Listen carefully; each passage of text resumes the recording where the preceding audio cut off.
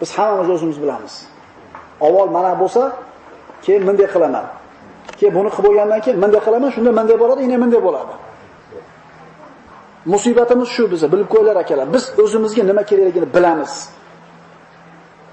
Shu bilimdonligimiz bizning musibatimiz.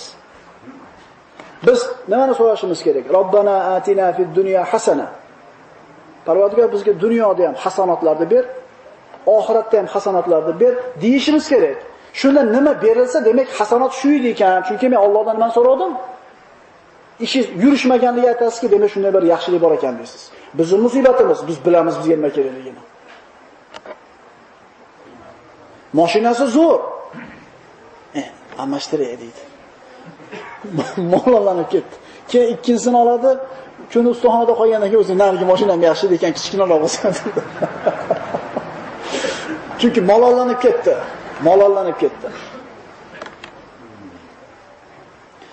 Ne'matlardan malollanishdan ko'ra insonga kattaroq zarar yo'q. Chunki banda bu kunni ne'mat ekanini bilmaydi. Shukr qilmaydi, xursand bo'lmaydi.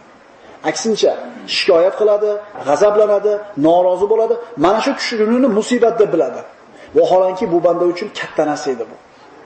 Katta narsa edi.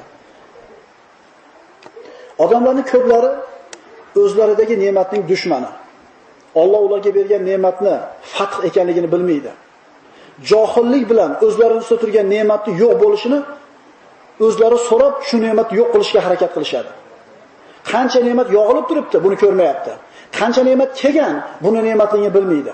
Ya'ni bularda johilligi tufayli, ko'rnamaligi tufayli bu ne'matning ustidan yo'q bo'lishini xohlaydi.